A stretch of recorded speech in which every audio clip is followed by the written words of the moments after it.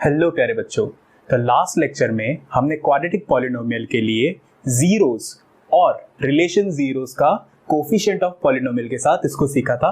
Example number 2 भी attempt किया था बुक का।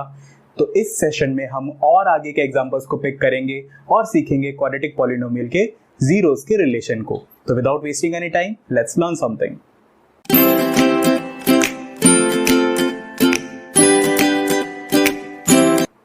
तो बच्चों, बुक का एग्जांपल नंबर 2 हमने कर लिया था, एग्जांपल नंबर 3 हम अब कर रहे हैं। इसमें आपको बिल्कुल एग्जांपल नंबर 2 की तरह ही करना है। क्या? Find the zeros of polynomial given polynomial है and verify the relation between zeros and coefficient. The only difference के पिछले एग्जांपल में हमें जो पॉलिनोमियल थी उसमें 3 टर्म्स थे और अभी यहाँ पे 2 ही टर्म्स हैं। कोई बात नहीं, सीक्वेंस हमें वही रखना है। सबसे पहले हमें क्या करना है? गिवन पॉलिनोमियल को फैक्टराइज करना है। तो कुछ बच्चे कह रहे होंगे कि सर जब 3 टर्म्स थी तो बहुत आसान था, उसमें क्या करते थे? मिडिल टर्म को स्प्लिट कर देते थे। लेकिन यहाँ पे मिडिल टर्म है ही नहीं, यहाँ पे फर्स्ट टर्म और लास्ट टर्म यानी कि कांस्टेंट टर्म ही है। तो हमें क्या करना है बच्चों? जब इस तरीके के क्वेश्चन आ जाएंगे तो और भी आसान हो जाता है क्वेश्चन, क्योंकि आप ध्यान से देखना, आपने अलजेब्रा में एक फॉर्मूला पढ़ा होगा, a plus b multiply by a minus b जब होता है तो हमारा आंसर बनता है a square minus b square. a plus b और a माइनस बी जब मल्टीप्लाई होता है तो आंसर बनता है a square minus b square. तो आप ध्यान से देखिए, क्या मैं इसे a square minus b square assume कर सकता हूं, जहां पे a की वैल्यू x हो और b की वैल्यू क्या हो? √3 अंडर √3। तभी तो अंडर √3 का स्क्वायर करेंगे यानी कि b का स्क्वायर करेंगे तो 3 बनेगा। यानी कि मैं पूरी इक्वेशन को बिल्कुल ऐसे लिख सकता हूं, x स्क्वायर माइनस अंडर √3 का होल स्क्वायर। बिल्कुल लिख सकता हूं ना, अंडर √3 का होल स्क्वायर इज 3। तो वही चीज है, लेकिन अब ये मेरी टर्म बन गई a square minus b square, जिसको कि मैं a plus b into a minus b लिख सकता हूँ। a क्या है मेरे पास? x, b क्या है मेरे पास? √3। तो एक बार a प्लस बी यानी कि x प्लस √3 और एक बार a माइनस बी यानी कि x माइनस √3। तो इस तरीके से आपने गिवन पॉलिनोमियल को फैक्टराइज कर लिया। फैक्टराइज करने का पर्पस क्या था? क्योंकि मुझे रूट निकालने थे और इस फैक्टर को देखते ही मुझे इसको 0 के इक्वल पुट करना है, यानी कि इन दोनों फैक्टर में से किसी एक को 0 कर दे। तो अगर आप पहले फैक्टर को 0 करना चाहते हैं तो x की वैल्यू माइनस √3 रख दीजिए। x की वैल्यू माइनस 3 रूट रखते ही पहला फैक्टर 0 हो जाएगा, यानी कि पहला रूट हो जाएगा x की वैल्यू माइनस √3। इसी तरीके से जब दूसरे फैक्टर को आप 0 बनाना चाहते हैं तो x की वैल्यू सिर्फ √3 रख दीजिए। x की वैल्यू √3 रखते ही ये पूरा फैक्टर हो जाएगा 0, पूरी गिवन पॉलिनोमियल हो जाएगी 0। तो x की 2 वैल्यूज आ गई जिसके लिए पूरा पॉलिनोमियल 0 होता है, एक प्लस √3 और एक माइनस √3। तो यानी कि आपके पास 2 गिवन रूट आ गए, प्लस √3 एंड माइनस √3। अब आपको सिर्फ वेरीफाई करना है उनका रिलेशन। तो मेरे पास 2 रिलेशन भी है, सम ऑफ जीरोस। जीरोस और रूट एक ही बात है बच्चों। सम ऑफ जीरोस क्या होता है? सम ऑफ जीरोस यानी कि minus √3 plus √3। It is equals to what? It is equals to minus of b times a, minus of b divide by a। b क्या था? b था कोएफिशिएंट ऑफ x। अगर आप ध्यान से देखेंगे तो गिवन पॉलिनोमियल में x का टर्म है ही नहीं, सिर्फ x स्क्वायर है और कांस्टेंट टर्म है। तो कोएफिशिएंट ऑफ x का वैल्यू कितना है? 0 डिवाइड बाय a, a यानी कि 1। x स्क्वायर का कोएफिशिएंट 1 है, तो 0 डिवाइड बाय 1 इज 0। तो राइट हैंड साइड में तो मेरा 0 बनने वाला है। लेफ्ट हैंड साइड में देखेंगे तो √3 में से माइनस √3 माइनस होएगा तो 0 ही बचेगा। तो इस तरीके से देखा कि left hand side right hand side equal आ गए, यानी कि सम ऑफ जीरोस वाला रिलेशन मेरा प्रूफ हो गया, वेरीफाई हो गया। ठीक इसी तरीके से प्रोडक्ट ऑफ जीरो भी देख लेते हैं। प्रोडक्ट ऑफ जीरोस क्या होगा? तो आपके जीरोस क्या है? माइनस √3 है एक 0 और दूसरा 0 है √3, यानी कि ये 2 रूट आपके पास है।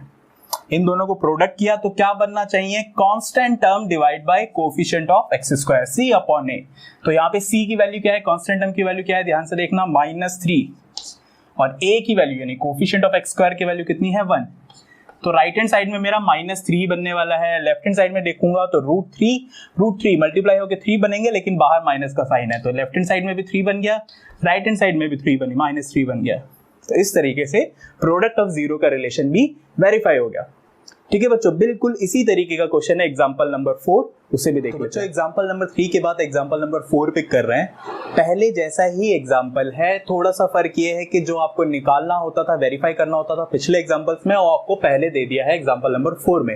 यानी कि क्वाड्रेटिक पॉलिनोमियल में सम एंड प्रोडक्ट ऑफ जीरो आपको -3 and 2 पहले ही दे दिया है, और ये चीज आप सबसे लास्ट में करते थे पहले के एग्जांपल्स में। तो अब आपको क्वाड्रेटिक इक्वेशन बनानी है जबकि आपको सम और प्रोडक्ट का वैल्यू पहले से दे रखा है। यानी कि आपको क्या दे रखा है, अगर मान लेते हैं कि सबसे पहले मेरे जो दो रूट हैं वो अल्फा बीटा कुछ है, अल्फा प्लस बीटा, मान लीजिए अल्फा और बीटा दो रूट हैं, तो सम ऑफ रूट्स मेरे पास क्या दे रखा है, सम ऑफ रूट्स दे रखा है -3, और ठीक इसी तरीके से प्रोडक्ट ऑफ रूट्स क्या दे रखा है, प्रोडक्ट ऑफ रूट्स दे रखा है 2। ये हमें गिवन है। हमें इनके रिलेशन पता है कि सम ऑफ रूट्स होता है minus of b divide by a, b यानी कि कोएफिशिएंट ऑफ x, a यानी कि कोएफिशिएंट ऑफ x स्क्वायर। ठीक इसी तरीके से alpha beta, alpha into beta यानी प्रोडक्ट ऑफ रूट के लिए आपको रिलेशन पता है कि वो होता है c अपॉन ए, c यानी कांस्टेंट टर्म, a यानी कोएफिशिएंट ऑफ x स्क्वायर। यानी कि अगर मैं a b c की टर्म में मेरी इक्वेशन को लिखना चाहूँ तो a x square plus B X plus C, ये मेरी क्वाड्रेटिक इक्वेशन होगी। अब मुझे यहाँ पे पूरा खेल रेशो का, आप देखिए अभी आप रैशनल नंबर भी पढ़ के आए हैं, रैशनल नंबर जिसे p बाई क्यू फॉर्म में लिखा जा सकता है। तो अगर कोई नंबर b बाई a है और उसका आंसर -3 है, तो एक चीज आप देखिए, आप इसको -3 को -3 अपॉन 1 लिख सकते हैं। ठीक इसी तरीके से अगर आपका अल्फा इंटू बीटा 2 है तो c अपॉन a को अपन 2 अपॉन 1 लिख सकते हैं। ऐसा करने से फायदा ये हुआ कि a की वैल्यू मैं सिंपली 1 ले सकता हूँ, a की वैल्यू 1 ले सकता हूँ। अगर a की वैल्यू 1 रखी, पहले ऊपर देख लेते, a की वैल्यू अगर 1 रखी तो b की वैल्यू 3 आएगी बच्चों, ये माइनस से माइनस कैंसिल हो जाएगा। तो b की वैल्यू क्या आ गई मेरे पास, a की वैल्यू 1 रखते ही b की वैल्यू 3 आ गई। और ठीक इसी तरीके से a की वैल्यू 1 है तो c की वैल्यू 2 आ गई। तो मेरे पास तीनों कोएफिशिएंट की वैल्यूज आ गई। अब बस स्टैंडर्ड टर्म में मुझे वैल्यूज को डाल देना है। a की वैल्यू 1 डालूंगा तो पहला टर्म बन जाएगा x स्क्वायर, b की वैल्यू डालनी है 3 तो 3x, और c यानी कि 2। तो मेरे पास एक क्वाड्रेटिक पॉलिनोमियल आ गई x square plus 3x plus 2, जिसके सम ऑफ रूट्स होंगे -3 और प्रोडक्ट ऑफ रूट होगा 2। ठीक है बच्चों, अब एक चीज आपको नोटिस करनी है ध्यान से, वो ये नोट करना है कि मैंने यहाँ पे a की वैल्यू 1 ले ली, और क्योंकि यहाँ पे -b अपॉन a यानी कि रिलेशन की बात चल रही है, रेशो की बात चल रही है, तो मैं किसी भी एक नंबर का मल्टीप्लाई कर सकता हूँ, उसी नंबर को न्यूमरेटर में भी मल्टीप्लाई करना पड़ेगा। तो देखिए मेरा रेशो चेंज नहीं होगा, अब ये बन जाएगा -6 अपॉन 2। -6 अपॉन 2 की वैल्यू भी तो -3 होती है अगर आप डिवाइड करके देखेंगे तो। अब यहाँ पे a की वैल्यू 2 हो गई, b की वैल्यू 6 हो गई। ठीक इसी तरीके से मुझे दूसरे रेशो को भी चेंज करना पड़ेगा, यहाँ पे 2, यहाँ पे 2, यहाँ पे देखेंगे तो c की वैल्यू 4 हो गई और a की वैल्यू 2 हो गई। तो अब आपके पास एक नया सेट बन जाएगा बच्चों, a की वैल्यू 2 का, b की वैल्यू 6 का और c की वैल्यू 4 का। तो एक नई क्वाड्रेटिक पॉलिनोमियल बन जाएगी 2x square plus 6x plus 4। आप देखेंगे कि ये जो नई क्वाड्रेटिक पॉलिनोमियल है इसमें भी सम ऑफ रूट जो है वो -3 ही आएगा और प्रोडक्ट ऑफ रूट इसमें भी 2 ही आएगा। इस तरीके से आप इनफाइनाइट इक्वेशन बना सकते हैं फॉर गिवन कंडीशन। करना क्या है, एक स्टैंडर्ड फॉर्म आपने बना ली। अब इसके अंदर आप किसी भी रियल नंबर का मल्टीप्लाई कर दीजिए, जो मैंने 2 लिया आप 4 ले लीजिए। आप कोई भी रियल नंबर यानी कि डेसिमल में भी ले सकते हैं, आप चाहे तो √2 भी कर सकते हैं मल्टीप्लाई और डिवाइड। तो आप देखेंगे कि हर तरीके से नया रिलेशन बनाया जा सकता है। तो मैं क्यों ना एक जनरलाइज फॉर्म बना लूं। मेरा सबसे स्टैंडर्ड फॉर्म, सबसे छोटी जो यूनिट थी वो ये थी x square plus 3x plus 2, ये मेरा एक क्वाड्रेटिक पॉलिनोमियल था।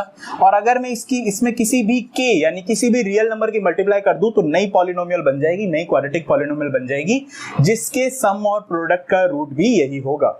तो k की वैल्यू आप कुछ भी रख सकते हैं, मैंने 2 रख के आपको दिखाया, आप 7 रख के चेक कीजिए 15। नेगेटिव वैल्यू भी रख सकते हैं, रैशनल नंबर भी रख सकते हैं, डेसिमल वाले इरैशनल नंबर भी रख सकते हैं। तो k की वैल्यू एनी रियल नंबर आप रखिए तो इनफाइनाइट ऐसी क्वाड्रेटिक पॉलिनोमियल बनती है जिनके आंसर यानी कि जिनके सम ऑफ रूट -3 और प्रोडक्ट ऑफ रूट 2 आता है।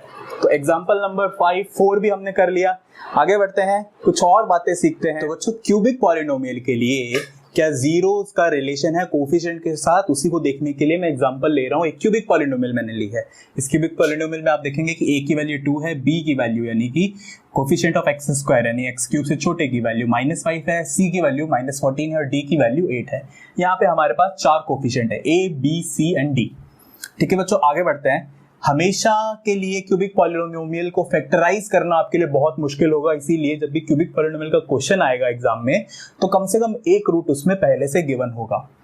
तो इसी सीक्वेंस में आगे बढ़ेंगे। इस क्वेश्चन को करने के लिए, इस एग्जांपल को समझाने के लिए मैं आपको पहले ही बता देता हूं कि इसके जो रूट्स हैं x की वैल्यूज वो ऑलरेडी 4 -2 एंड हाफ, ये आपको पता है। क्योंकि इस एग्जांपल को कराने का पर्पस मुझे आपको रिलेशन समझाना है, रूट्स निकालना नहीं है, तो मैं रूट्स आपको पहले से निकाल के दे रहा हूं कि ये 3 रूट्स हैं। आप चाहें तो x की वैल्यूज पुट करके चेक कर लीजिए, पूरी पॉलिनोमियल का आंसर कोई भी x की वैल्यू रखेंगे तो 0 आ जाएगा। आगे बढ़ते हैं, मुझे रिलेशन बताना है। तो सबसे पहला जो रिलेशन होता है वो था सम ऑफ जीरोस का। तो मैं सम ऑफ जीरोस का रिलेशन चेक करता हूं। सम ऑफ जीरोस यानी सभी को ऐड कर दीजिए, 4 plus of -2 plus of half. आप देखेंगे कि 4 -2 2, 2 + 1/2, 2 + 1/2 करेंगे तो 2 एलसीएम आ जाएगा और एंड में बनेगा 5/2।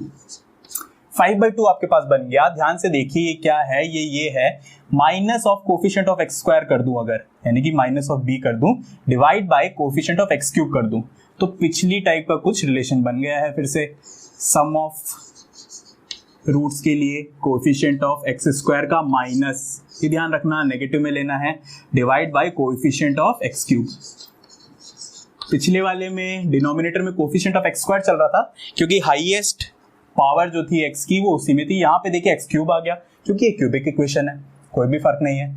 ठीक इसी तरीके से हम प्रोडक्ट ऑफ जीरो के बारे में भी देख लेते हैं।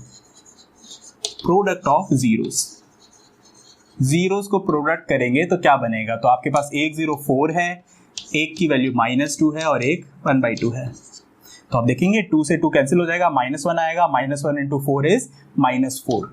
और -4 क्या है, अगर ध्यान से देखेंगे तो अगर मैं कांस्टेंट टर्म को माइनस करके लिखूं डिवाइड बाय, अगर मैं x क्यूब के कोफिशिएंट से, तो this is nothing but negative of constant term divide by जो पहले से ही चला आ रहा है कोएफिशिएंट ऑफ x क्यूब। तो मेरे पास जो प्रोडक्ट का रिलेशन था वो क्वाड्रेटिक में भी वही था। क्या था, कांस्टेंट था, सिर्फ माइनस का साइन नहीं था, कांस्टेंट और divide by coefficient of x square था क्वाड्रेटिक में।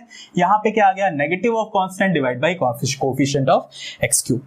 इसके अलावा बच्चों एक और चीज आप देख सकते हैं, एक रिलेशन और बना सकते हैं जो क्वाड्रेटिक में नहीं था। वो ये था कि आपके पास 3 रूट हैं, तो आप ऐसा करो, एक बार कोई 2 रूट लो, उन्हें मल्टीप्लाई करो और फिर ऐड करो बाकी के बचे हुए 2 रूट के पेयर के साथ, और फिर से ऐड करो बाकी के बचे हुए 2 रूट के पेयर के साथ। तो इस तरीके से आप देखोगे कि मेरे पास 3 पेयर बन सकते हैं।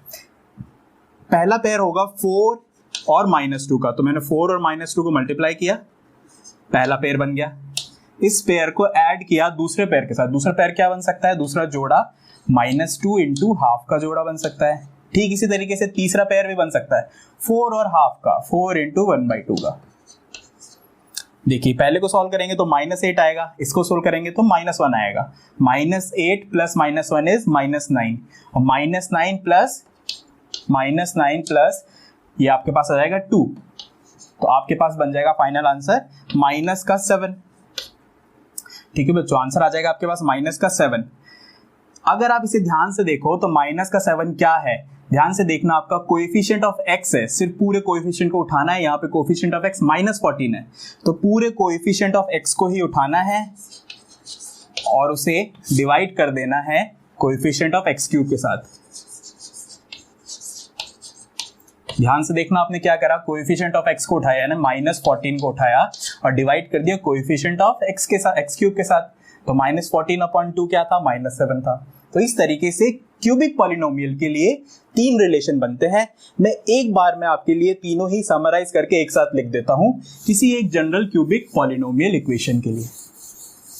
अगर मैं एक कोई क्यूबिक पॉलिनोमियल जनरलाइज मानता हूं, जैसे कि मेरे पास एक क्यूबिक पॉलिनोमियल है ax³ + bx² + cx + d, तो इसके लिए सम ऑफ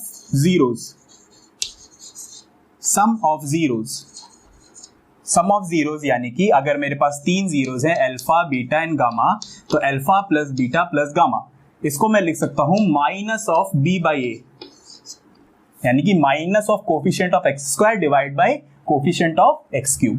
ठीक इसी तरीके से प्रोडक्ट ऑफ जीरोस यानी कि अल्फा, बीटा एंड गामा, उसको आप क्या लिख सकते हैं, उसको आप लिख सकते हैं minus of constant term divide by coefficient of x square. Constant term यहाँ पे क्या है d, coefficient of x cube क्या है a। और ठीक इसी तरीके से एक और रिलेशन जो आपने क्वाड्रेटिक में नहीं पढ़ा था वो ये था कि किन्हीं दो को एक बार मल्टीप्लाई करिए और बाकी ऐसे ही पेयर के साथ उन्हें ऐड कर दीजिए। तो मेरे पास 3 पेयर बनेंगे रूट के, एक अल्फा बीटा, एक बीटा गामा, एक अल्फा गामा। अगर इन तीनों को आपस में सम कर देंगे तो हमारे पास रिलेशन क्या बनेगा, रिलेशन बनेगा coefficient of x divide by coefficient of x cube, यानी कि कोएफिशिएंट ऑफ x यानी कि c और कोएफिशिएंट ऑफ x क्यूब। तो ये मेरे पास 3 रिलेशन बनते हैं क्यूबिक पॉलिनोमियल के लिए। अगर मैं एग्जाम पॉइंट ऑफ व्यू से बात करूं तो ये क्यूबिक पॉलिनोमियल के रिलेशन इतने इंपॉर्टेंट नहीं है जितने क्वाड्रेटिक के हैं, बट स्टिल हमने इसे देख लिया। तो एक एग्जांपल और लेंगे इसका अगले सेशन में। Until then the class 24 learn and score.